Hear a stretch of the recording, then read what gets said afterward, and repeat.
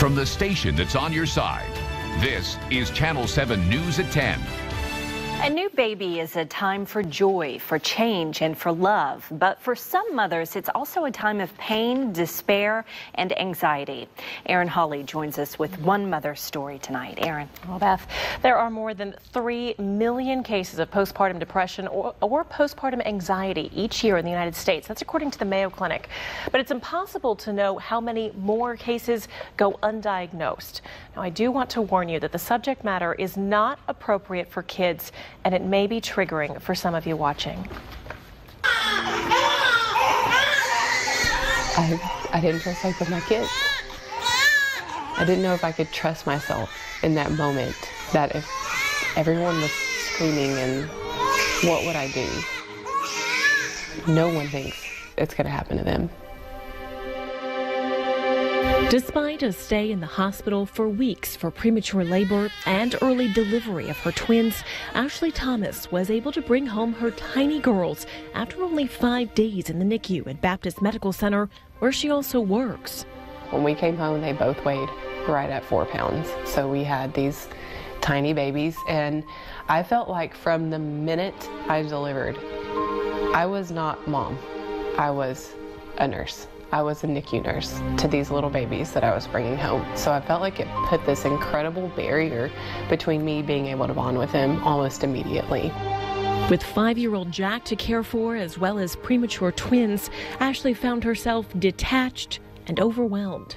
I remember crying the night before Jason went back to work, just thinking, not having any confidence. I didn't think I could do this. She and her husband Jason did what they could to comfort colicky Madeline and Meredith, but with 2, the crying rarely stopped. One morning as her husband left for work, she says she hit a breaking point. I'll never forget when Jack climbed into bed with me and just kind of shook me awake. I had this intense feeling of panic that something was wrong. I felt like something in my head had snapped and that I didn't feel safe with my kids. The girls were 5 weeks old. The kids and Jason went to his parents' house. Ashley went downhill. It was just a continual downward spiral from that moment on, where I was having really intense thoughts about what if I just got in the bathtub and slipped under the water and didn't let myself come back up. You know, with these kids, I think the kids would be better off if I wasn't here. Suicide is said to be the second leading cause of death among postpartum women. It's not something that's talked about. Dr. Kristen Bracey, an OBGYN at Cornerstone Clinic for Women, says about 20% of mothers suffer from postpartum depression, but adds strides have been made over the past few years to identify risk factors and screen for postpartum depression and anxiety. In fact, in 2016, a panel issued new recommendations that all postpartum women should be screened for depression. I think the biggest thing is to offer patients hope and to let them realize that they don't have to feel like this forever and that we can fix it and there is help out there. Despite that, it's estimated that half of postpartum depression and anxiety cases go undiagnosed.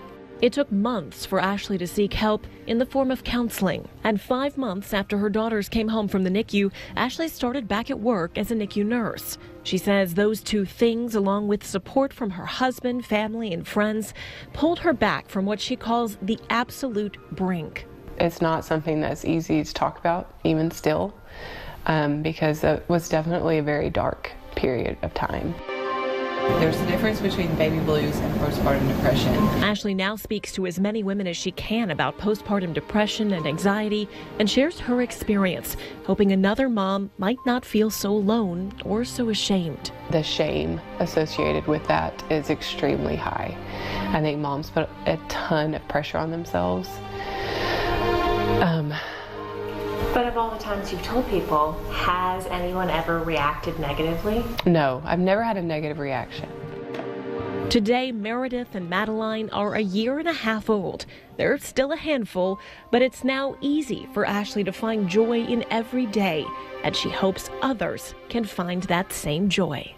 I feel like the depths of despair and hopelessness that I felt, if I could ever prevent or help anyone out of that, then everything that I experienced through that would be worth it. Ashley's advice, as well as Dr. Bracey's, is to talk to someone you trust. They can help you seek treatment and help you seek help.